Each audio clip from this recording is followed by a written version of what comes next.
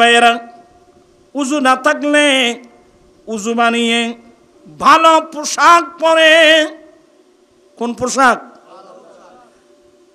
সদর্য বোধ মুসলিম দুর্নজ্য ভালো পোশাক যার যতটুকু আছে আর কি।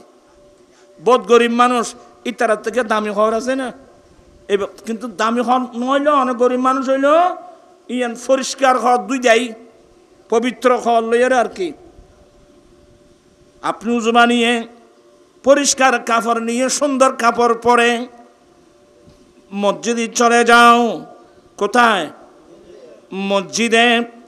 ও আমার ভাইয়েরা, এমন একটা যুগ ছিল যেই যুগে শুধু পুরুষ নয়, মহিলা পর্যন্ত আল্লাহর ঘর মসজিদে গিয়ে জামাত সহকারে নামাজ পড়ত। আমার নবীর ইন্তেকালের পরে খলিফাতুর রাসূল হযরত সাইয়েদনা আবু বকর সিদ্দিক রাদিয়াল্লাহু তাআলা খেলাফতের যুগেও পুরুষের পাশাপাশি মহিলারাও মসজিদে গিয়ে জামাত সহকারে নামাজ আদায় করাচ্ছেন।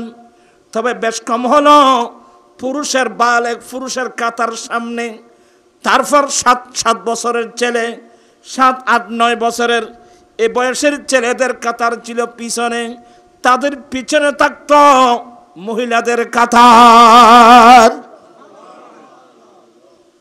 যখন খলিফাতুল মুসলিমিন ফারুক আজমের খেলাফতের যুগ আসলো, নারী পুরুষ মসজিদে যাওয়ার সময় কোনো পুরুষ কোনো মহিলার দিকে ভিন্ন দৃষ্টিতে দেখছে কিনা, এবং কোনো পুরুষ কোনো মহিলার দিকে, কোনো মহিলা কোনো পুরুষের দিকে দেখছে কিনা ভিন্ন দৃষ্টিতে উনি পাহারা দিলেন। নিজের পরিবারের মতো, নিজের ছেলে মেয়ের মতো পাহারা দিলেন। ওনার পাহাড়ের মধ্যে ধরা পড়ল ব্যতিক্রম কিছু চিত্র ধরা পড়ল। মজলিসে শুরা যখন আহ্বান করা হলো, ফারুক আজম বললেন, আমি এইভাবেই পাহারা দিয়েছিলাম, আমার দৃষ্টির মধ্যে ব্যতিক্রম কিছু ধরা পড়ল। আরেকজন বলল, হুজুর আমিও কিছু দেখছি। তখন বলেন, এই নারী পুরুষ আল্লাহর ঘর মসজিদে যাচ্ছে, আল্লাহর ঘর মসজিদে যাওয়ার সময় কিছু পুরুষ কিছু মেয়ের দিকে, কিছু মেয়ে কিছু পুরুষের দিকে ভিন্ন দৃষ্টিতে দেখতেছে। এই সিস্টেম চালু থাকলে আগামী আল্লাহর ঘর মসজিদ থাকবে না, নারী পুরুষের ব্যভিচারের আড্ডায় পরিণত হবে। সবার সম্মতিক্রমে ওদিন থেকে মহিলাদেরকে মসজিদে যাওয়া নিষেধ করা হয়েছে। আজ থেকে পুরুষরাই মসজিদে আসবে, মহিলারা ঘরের মধ্যে নামাজ পড়বে।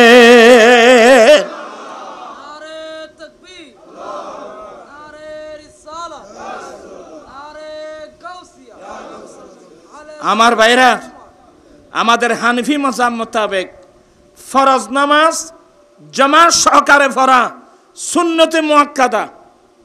ফারুক আজম মহিলাদের জন্য এই সুন্নতে মুআক্কাদা বন্ধ করে দিয়েছেন একমাত্র ফিতনার কারণে। ফারুক আজম মহিলাদেরকে যেখানে আল্লাহর ঘর মসজিদে যাওয়া নিষেধ করে দিয়েছে, তোমরা কোন সাহসে মেয়েদেরকে মার্কেটে বাড়াচ্ছ? কবরস্থানের দান করিব, তারপর উজু চাইব। আজকে যত দুর্ঘটনা, ফরকিয়ে প্রেমে পড়তেছে এ বাজারে ঘুরার কারণে। হইতাম গেলে দেখুন না, এটা বারামাই হকিনো আছে না, অনেক মহিলারা বিপদগামী হচ্ছে। তো যাতে যেন এটা আর মল্লার ওয়াজ কি মান জীবনের নাবাজি। আমি সতর্ক করছি সবাইকে, মা বোনদেরকেও সতর্ক করছি, আপনাদেরকেও সতর্ক করছি। ওদিন থেকে মহিলাদেরকে মসজিদে যাওয়া কি করে দিয়েছেন? মহিলারা কোথায় পড়বে? ঘরে। আর আমরা যাব কোথায়? তুই আরাম মুসলমান তো খজন আইসু, আবার ফজর জামাতত খজন আইসি, এটা ইমাম সাহেব খন ও বুড়ো হুজুর, এটা ফজর জামাত খজন আই সময় হইলি নিজে নিজে ফরন ভরে কি মানে জিবে মুয়াজ্জিন ইবে ইমাম, জিবে ইমাম ইবে মুক্তদি। ইবে ওখানে মহব্বতে গেই যেন সরি মাসাইলি নবাসাইলি বসে দিব না না না অনকান্ত খেদমত আর কথা কই দি আর কথা কই না আর মুরবি মানুষ আর ফলের কথা কই দি আর উজুর হলে মসজিদ নামাজ না পড়াইবে নি বলে কত টিয়া কদুন দিবে। যাই হোক কথা কইতাম গেলে বোর্ড দেখে কথাবার্তা আইব। আমি বোঝাতে চাচ্ছিলাম আমরা কোথায় যাব তখন মসজিদে যাওয়ার সময় মসজিদের দরওয়াজায় গিয়ে একটা দোয়া পড়ব শিক্ষো নাই এনে লম্বা লম্বা গম্মাচ্ছু দিয়ে আমেরিকাও সাত বান ফাড়ে ফেলার জন্য না মসজিদ দরওয়াজায় গিয়ে ফর বিসমিল্লাহি হোজত ফর না বিসমিল্লাহি ওয়াসসালাতু ওয়াসসালামু আলান নবী আল্লাহুম্মা গফিরলি যুনুবি ওয়াফতাহলি আবওয়াবা রাহমাতিকা। আজে তো নয় বেশি কি লেবে ফলে বিসমিল্লাহ কারণ যেখানে বালা হামদ কি এরপরে নবীর কি করেন বিসমিল্লাহি ওয়াসসালাতু ওয়াসসালামু আলান নবী আল্লাহুম্মা গফিরলি যুনুবি। আল্লাহ তুমি আমার জীবনের গুনাহগুলো মাফ করে দাও। ওয়াফতাহলি আবওয়াবা রাহমাতিকা তোমার রহমতের দরওয়াজাগুলো আমার জন্য খুলে দাও। এই দোয়াটা পরে ডান পা দিয়ে মসজিদের ভিতরে ঢুকলাম। ঢুকান পরে মসজিদের দিকে দৃষ্টি দেব আমার আগে কোনো মুসল্লি মসজিদে আসছে কিনা। দেখতেছি আমার আগে অনেক মানুষ বা কয়েকজন মানুষ মসজিদে আসছে। দেখব ওরা কি করতেছে। আপনি দেখতেছেন ওরা বসে আছে আজানের জন্য বা ইকামতের জন্য ওরা বসে আছেন। আপনি ভিতরে ঢুকে বড় করে সালাম দিবেন আসসালামু আলাইকুম। ইনি এত্তাইব না কথা কি দিবেন সালাম দিবেন। আর যদি দেখতেছেন কেউ নামাজ পড়তেছেন কেউ আল্লাহর কাছে দোয়া করতেছেন তখন আপনি সালাম দিবেন আসসালামু আলাইকুম নয়, আপনি সালাম দিবেন ছোট করে আসসালামু আলাইনা ওয়া আলা ইবাদিল্লাহিস সালিহিন। ইন শিক্ষো না হায় হায় হায় হায় হায় হায় জীবন কি খাড়াইলাম যে বাদে আরো হচ্ছে আমার জীবন মরণ জুড়ে জুড়ে আমার জীবন মরণ মাদানী রঙ্গে আমার জীবন মরণ সেই রঙ্গে রঙ্গিন হলে আল্লাহ রাসূল থাকবে আমার সঙ্গে। আমার জীবন মরণ সালাতুন ইয়া খড়াবা জীবন মারমা রাইতো বেশি গিয়ে এই মসজিদে গিয়ে আমি নামাজ কিভাবে পড়ব ওই আয়াত তো দিলাম দিয়াদ আছে না হোক তুমি আত আছে ইন্না রাহমাতাল্লাহি করিবুম মিনাল মুহসিনিন। নিশ্চয় আল্লাহর খাস রহমত মুহসিন বান্দাদের একেবারে কাছে। এতক্ষণ মুহসিন মানে উপকারীর কথা বললাম। এখানে বলবো হাদিসে জিবরিল একদিন মানুষের সুরত নিয়ে একেবারে পোশাক একেবারে সাদা দগদগে, চুলদারি একেবারে কালো, এমন একজন পুরুষ আমার নবীর দরবারে আসছেন। এটা ফারুক আজম বর্ণনা দিচ্ছেন। আমার নবীর সামনে এসে বসে নবীর কাছে কিছু জানতে চেয়েছেন। আখবিরনি ইয়া মুহাম্মাদু আমিল ইসলাম, নবী গো আমাকে ইসলাম সম্পর্কে অবহিত করুন। আমার নবী জবাব দিলেন।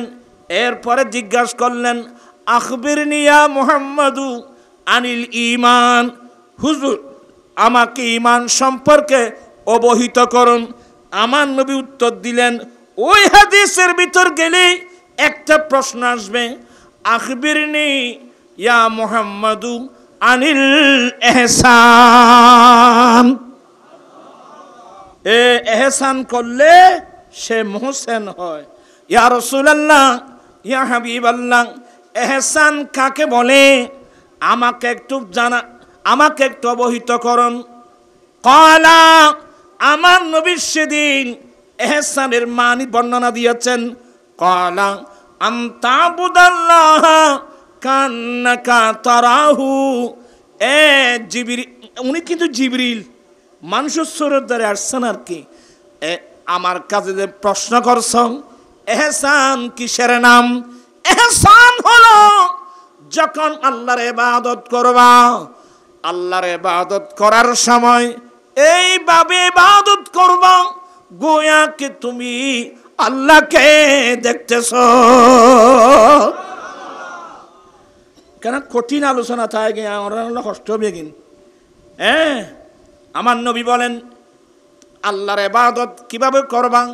আল্লাহর ইবাদত এইভাবে করবা গোয়াকে তুমি আল্লাহকে দেখতেছ, এভাবে ইবাদত করবা। এরপর আমার নবী বলেন, ওয়াইল্লাম তাকুন তারাহু ফাইন্নাহু ইয়ারাকা। ও আমার উম্মত, তুমি তোমার দুর্বলতার কারণে আল্লাহকে দেখে দেখে ইবাদত করতেছ। এ মনোভাব যদি তোমার মধ্যে না আনতে পারো, কমসে কম তুমি এই মনোভাব নিয়ে ইবাদত করবা। আমি আমার দুর্বলতার কারণে যদি আমি আল্লাহকে দেখতেছি না, আমার দৃঢ় বিশ্বাস আমার আল্লাহ তো আমাকে দেখতেছে।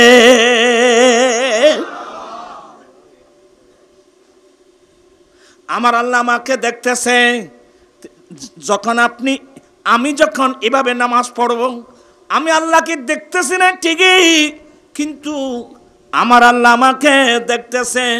এই মনোভাব নিয়ে যখন ইবাদত করব, আপনি মুহসিন হয়ে যাবেন, আমি মুহসিন বান্দা হয়ে যাব। আল্লাহর কোরআন মোতাবেক ওই সময় আল্লাহর স্পেশাল রহমত আপনার আমার কাছে চলে আসবে।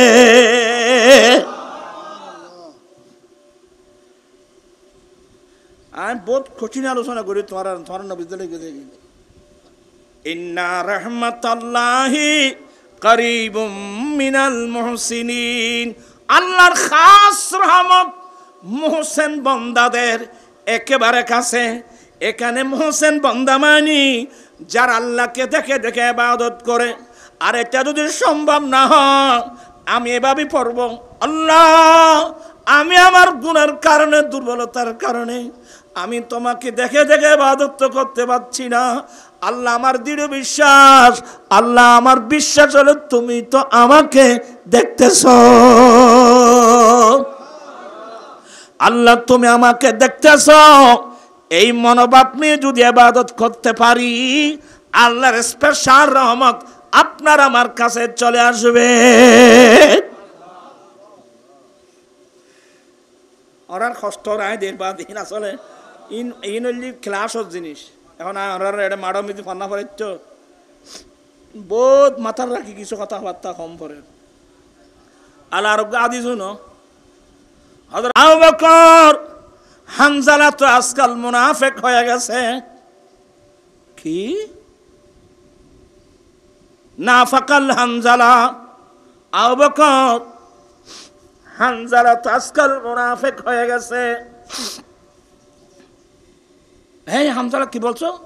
কি তুমি মুনাফিক হয়ে গেছো? বলে ভাইয়া আমি আমাকে মুনাফিক এই জন্যে বললাম। অনেক খেয়াল করতে লাগবে না জুড়ো যে বেগুনের আলসিম মরা মানুষ বেগুন স্টুডেন্টে জোরাফ জোরাফ সিনারা বেগুন দোরাফ বিশালা মানুষ নাই তো বিশালা মানুষ তার এত হু করে খাদন করতো দুনিয়া শেষ করে দিয়ে আর হামজালা বলে না ফাকাল হামজালা আবু বকর হামজালা তো মুনাফিক হয়ে গেছে সিদ্দিক আকবর আশ্চর্য হয়ে গেলেন হামজালা তুমি কি কথা বলছো বলে ভাইয়া কেন বললাম যে বলো বলে ভাইয়া আমরা যখন নবীর দরবারে থাকি আমি যতক্ষণ আমার নবীর সুবতের মধ্যে থাকি আমি যতক্ষণ নবীর চেহারায় পাকের সামনে থাকি আমি যতক্ষণ নবীর মজলিসে থাকি ততক্ষণ পর্যন্ত জান্নাত জাহান্নাম এগুলো আমি চোখে দেখির মতো আমার মধ্যে আল্লাহর ভয় সমস্ত শরীরের রুম খারাপ হয়ে যায় আল্লাহর ভয়ে কিয়ামতের কঠিন আলোচনা কিয়ামত যে কেমন কষ্ট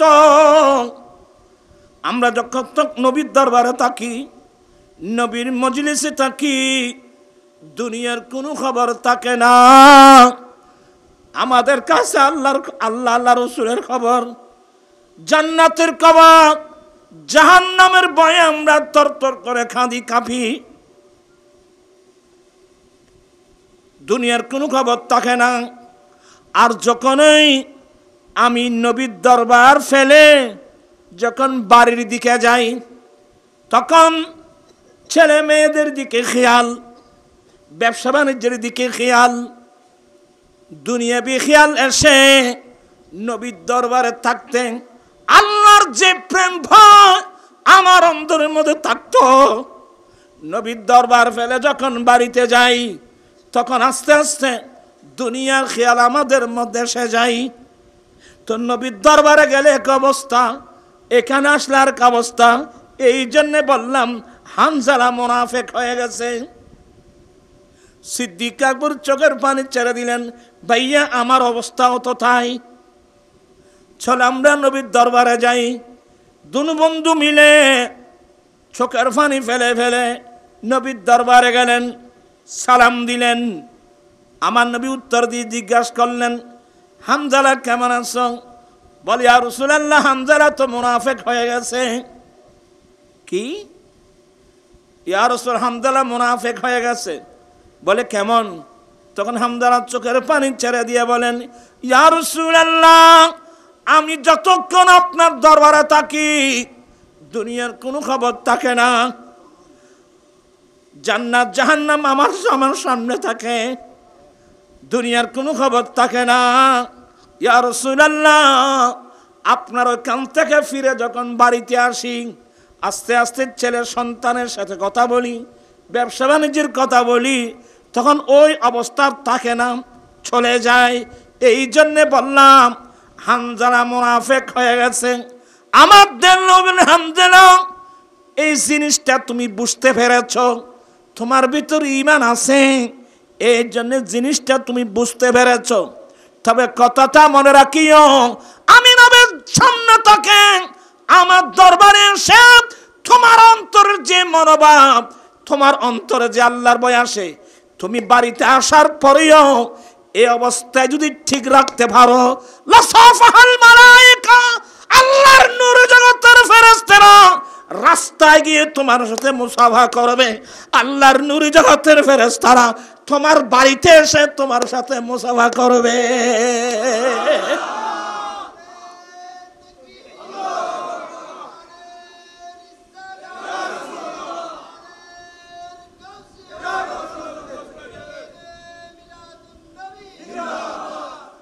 লাসাফাহাতিল মালায়েকা এই অবস্থা নিয়ে যদি তুমি ঘরে যাওয়ার পরেও এই অবস্থার মধ্যে ঠিক থাকতে পারো আল্লাহর নূর জগতের ফেরেশতারা রাস্তায় রাস্তায় গিয়ে তোমার সাথে মুসাফা করবে তোমার ঘরের মধ্যে গিয়ে ওরা তোমার সাথে মুসাফা করবে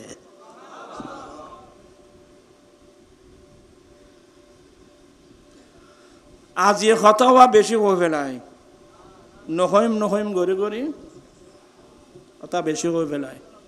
তা আজিয়ের মেন জিয়ান ওয়াজ এটা হলো ওয়াবিল ওয়ালিদাইনি ইহসান, ওই অশব্দ ওয়াবিল ওয়ালিদাইনি ইহসানা, এ আমার বান্দা তোমরা মা বাবার সাথে এহসান করো। ও এহসান করলে মুহসেন হয়। যে ছেলে মা বাবার এহসান করবে আল্লাহর খাস রহমত তার পাশে চলে আসবে। সুবহানাল্লাহ। ওয়াবিল ওয়ালিদাইনি ইহসানা, তোমরা মা বাবার সাথে সদ্ব্যবহার করো। ওয়ালা তাকুল লাহুমা উফিউ, তোমরা মা বাবার সাথে উফ বলবা না। উফ বলবা না এটার কয়েকটা ব্যাখ্যা। একটা হলো কোনো কিছু কষ্ট পেলেও মা বাবার সামনে উফ বলবা না, কারণ ছেলে মেয়েরা উফ বললে মা বাবার অন্তর বরদাস্ত করে না। অথবা এমন ব্যবহার করবে না যে ব্যবহার দ্বারা মা বাবার অন্তরে আঘাত আসে উফ বলে। ওয়ালা তানহারহুমা, মা বাবাকে জিটকা মেরে কথা বলবা না। ওয়াকুল লাহুমা কাওলান কারীমা, মা বাবার সাথে ভদ্র ব্যবহার করবা। যে ছেলে মা বাবার সাথে ভদ্র ব্যবহার করবে সে মুহসিন হয়ে যাবে। তখন আল্লাহর স্পেশাল রহমত তার কাছে চলে আসবে। সুবহানাল্লাহ।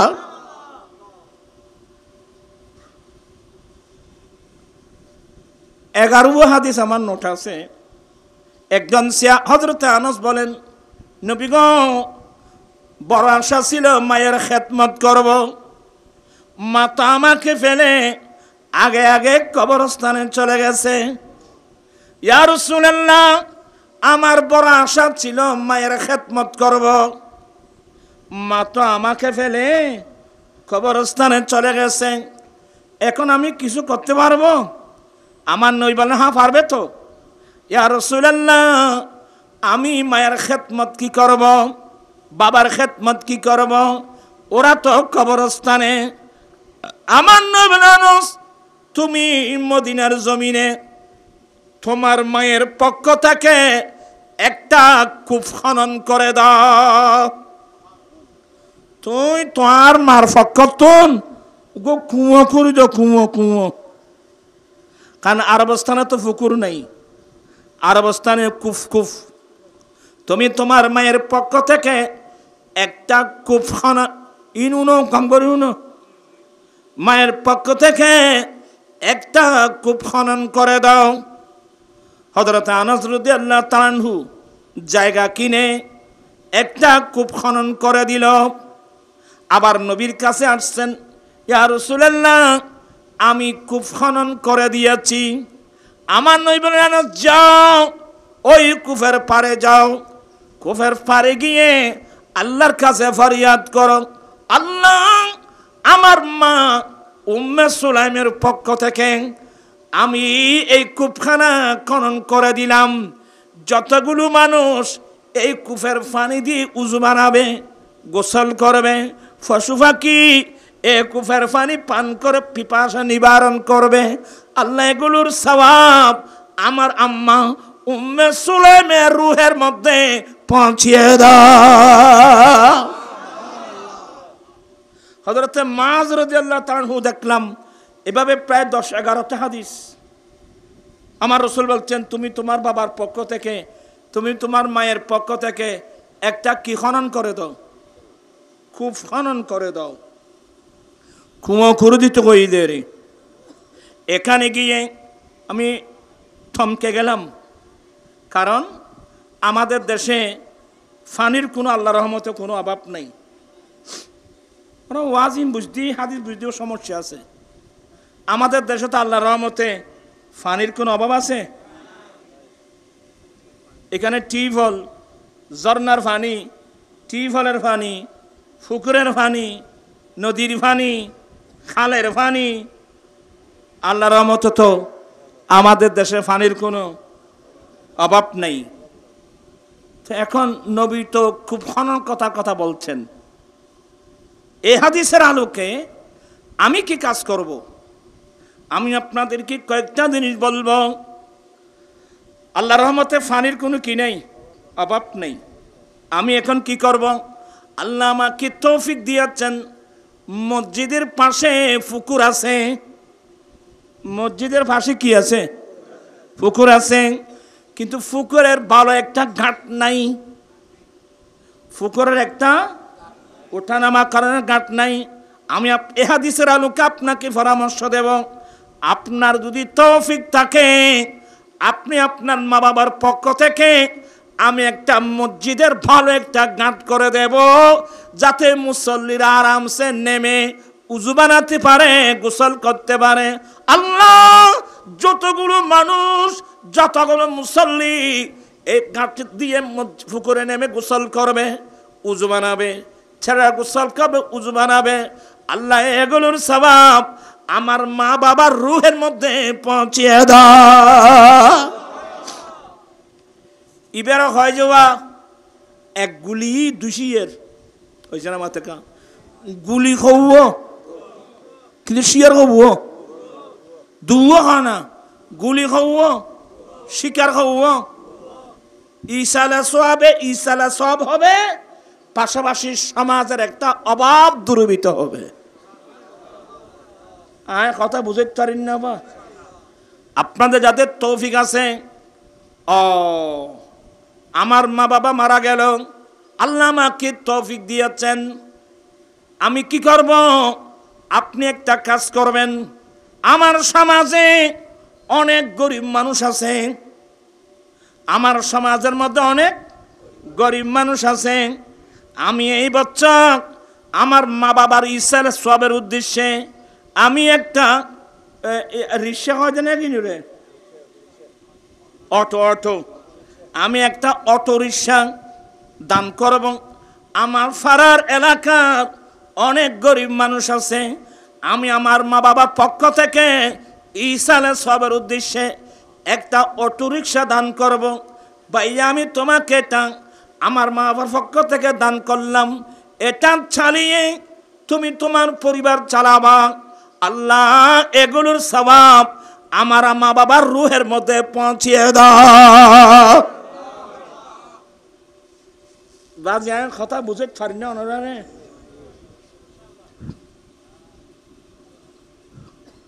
আমি আল্লাহ আমাকে তৌফিক দিয়েছেন, আমার সমাজের মধ্যে অনেক গরিব মহিলা আছে, অনেক গরিব মহিলা। আজকে যে সমস্ত মহিলারা বিপদগামী হয়ে ওই গ্রামীণ ব্যাংকে গিয়ে সুদের উপর কি আনতেছে, ই নামাতে মানুষ, ই নামাতে হমাতে ব্যাকুণ গুণাগার আসার মানুষ ব্যাকুণ বাজিবে। আজকে আমার সমাজের অনেক গরিব মহিলা কোথায় গিয়ে গ্রামীণ ব্যাংক, বিভিন্ন এনজিও সংস্থার কাছে গিয়ে কিস্তির উপর টাকা আনতেছে।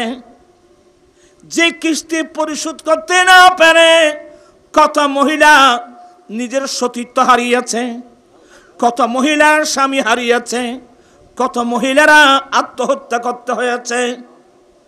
অতএব আমি আপনাদেরকে বলে যাচ্ছি, আপনারা যারা পয়সাওয়ালা মানুষ, আমার মা বাবার ইসালে সাবের নিয়তে এই বছর আমি আমার ফারার 5 জন গরিব মেয়েকে 5টা সেলাই মেশিন দান করব।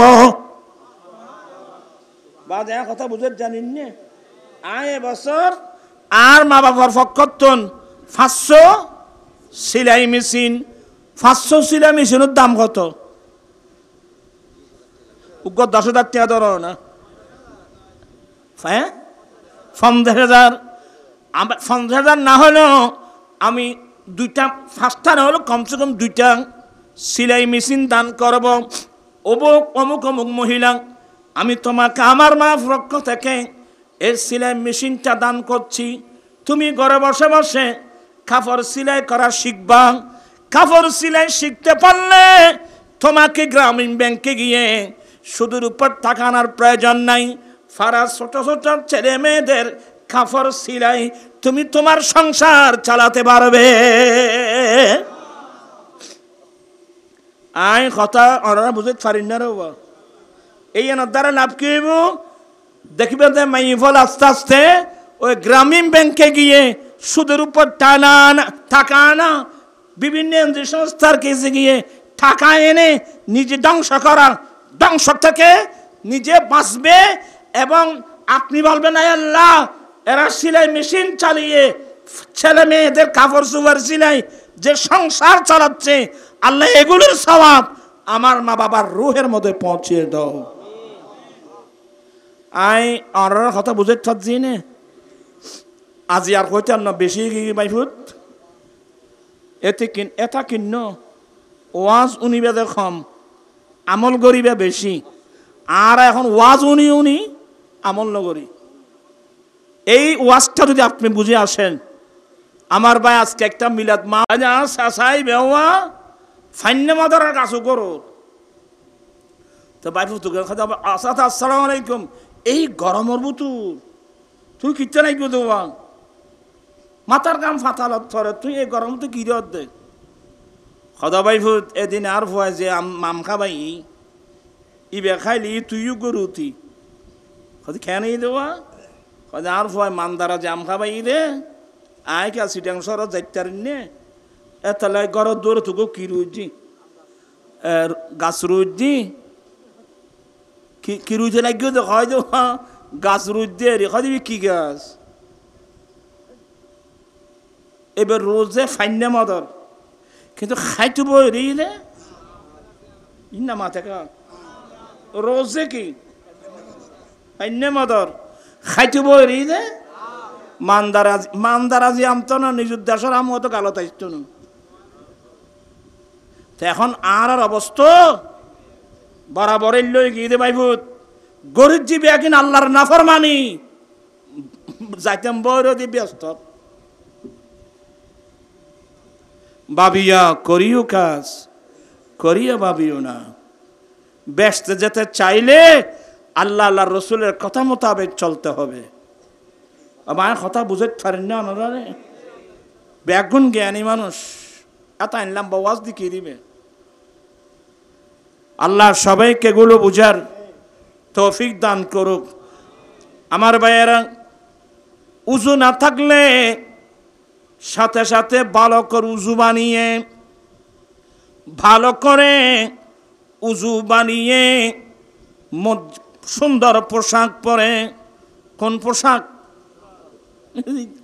খুজু জিনাতাকুম ইনদা কুল্লি মসজিদ। তুমি এখানে জিনাত মায়নি পোশাক, সুন্দর পোশাক পরে, উন্নত মানের সুন্দর পোশাক পরে তুমি আতর লাগিয়ে মাথায় টুপি দিয়ে তুমি চলে যাও আল্লাহর ঘর মসজিদের দিকে। তোমরা বল কেন যাইবে?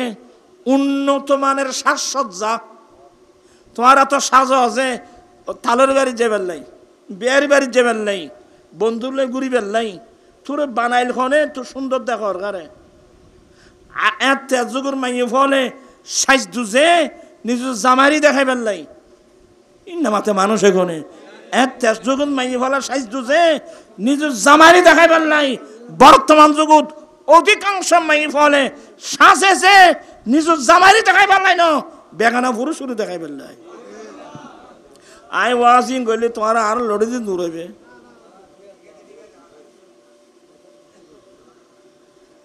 যেই মহিলা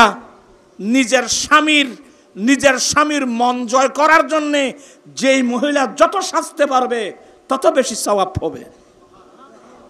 আর যেই মাইফা নিজের জামাইরি না দেখাই আরেকজনের দেখাই ফেললাই,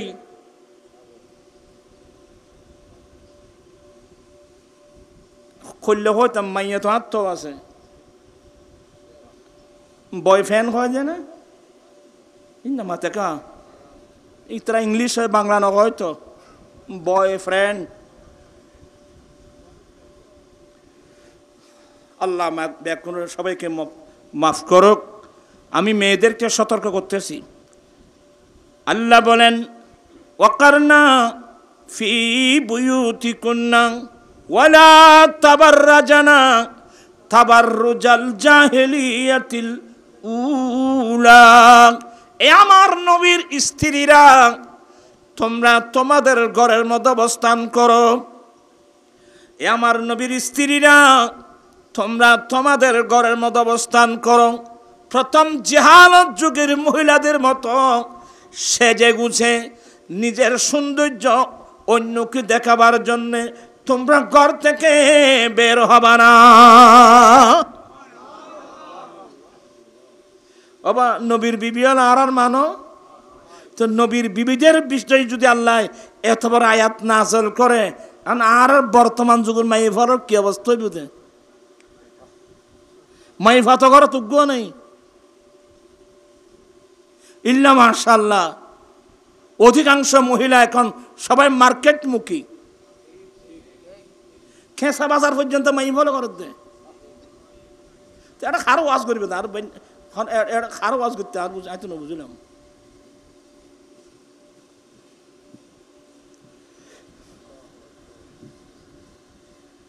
আবু হানিফার রিতারা বেগুন মার্কেট এখন, বেগুন মার্কেট এখন মার্কেট মুখী। যাই হোক, রাইতোয়া বেশি দের বহুত দেরি গিয়ে কষ্ট হইব বাদি। ইয়া কি কইতাম চাইলাম দিয়াদ আছে না, আর কইতেন কি কেন এমনি সোজা দেয় কি এই 10 মিনিট আনি কিছু কই।